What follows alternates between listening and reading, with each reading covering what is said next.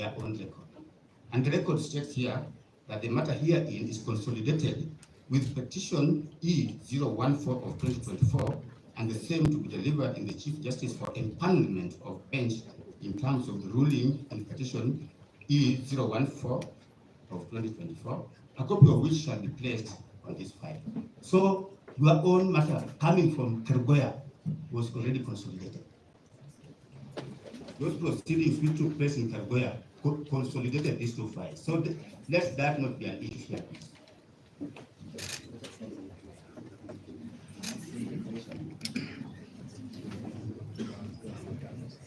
On the directions issues on 11 by Judge Richard Mongo, these were the directions. The petitioner in E014/2024 to serve their amended petition on all parties. Similarly, the petitioner in E013/2024 to serve their petition on all parties. Respondents to the petition to file their responses by noon of 17th of October 2024. Given that the files are being routed to the Chief Justice forthwith, the parties' response to the amended petition and petition E013 of 2024 may be filed in Kerugoya under the Kerugoya case tracking system online, whereupon they shall be forwarded to Nairobi. So these proceedings took place in Kerugoya. So this court has not consolidated any matter. Petition number E014 and petition number E013 are hereby consolidated. The parties who appeared before the Kerugoya court were given those orders. Those were your orders. And with your permission, Presiding Judge, the reason why Nairobi has not opened another file to put together all the files from Kerugoya is this. Going by the orders which were issued by Kerugoya court, there was a specific order that because of the transmission, parties will still file their documents under the Kerugoya CTS, that is the court tracking system. We had to hold on to that so that not to disadvantage any of the parties until we appear today.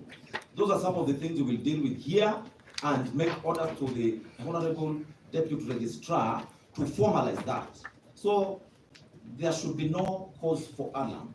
We will put everything into its place. I presume now we may now raise the issues that you want to raise, particularly arising from the issues in Kerugoya. And we will then proceed and take quorum on it. They were consolidated, so we don't take further quorum on this matter. Attorney General, I don't know, I have indicated to the court and I need to raise some clarification. You had already asserted. It doesn't override my right to represent my client. Can she then say her piece? I say mine. Now, which matter are we now dealing with? We have 0115. We have 0115. My Lord, I wanted to say that yes, the only matter they were filed before impeachment and they have taken over to the I think they do. we have E15. E15 has to. But E13 and E14, although from Kerugoya, they were filed before impeachment and they have no conservative member.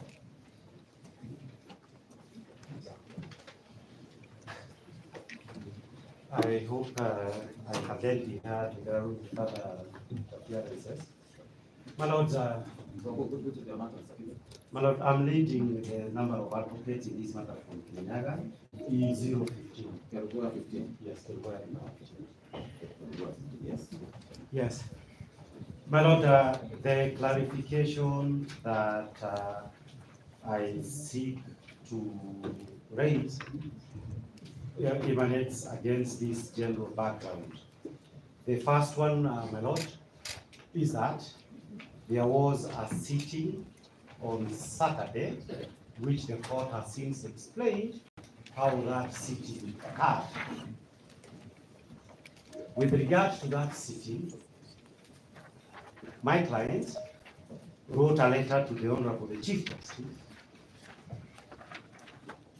which has been placed on record in an affidavit in an application before you, that protesting, amongst other things, that the practice in which a Saturday sitting would be convened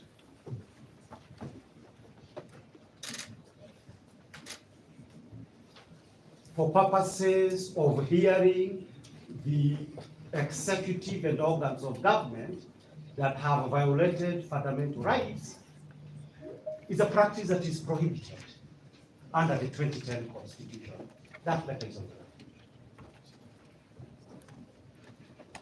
We do not trust that the Honorable Chief Justice could actually do that because she knows the history about what used to happen. But we now learn, Your Lordships, that you are convened by the Honorable Lady Justice William, the Deputy Chief Justice. Lady, my lords, arising from that are one, a legal issue and a matter of Article 150. My lord, under the law, and we do this every day, I practice public law every day. Arising from that issues of the communication, speaking for 015, we expected that the general procedure would be, and that is what the orders implies, and required us to come on Thursday this week, that when the Chief Justice appoints a bench, she will do it in writing as required under Article 47 of the Constitution. We would be given the number of those judges and the day that they will be sitting. This day, we have not received officially, because even when the sitting happened on Saturday, My Lord, may I think I have a right to raise those issues. Let's give our fellow Mugai time first. Mungai. I just wanted for good order. Okay, my Lord. is that a clarification, Mungai? My lord, I am Mungai. I believe he will speak in response as soon as I'm done. Proceed. Let me finish. My Lord, I wanted to assist the court because my learned friend has, I believe, filed a substantive application so that the court does not hear speeches in vacuo.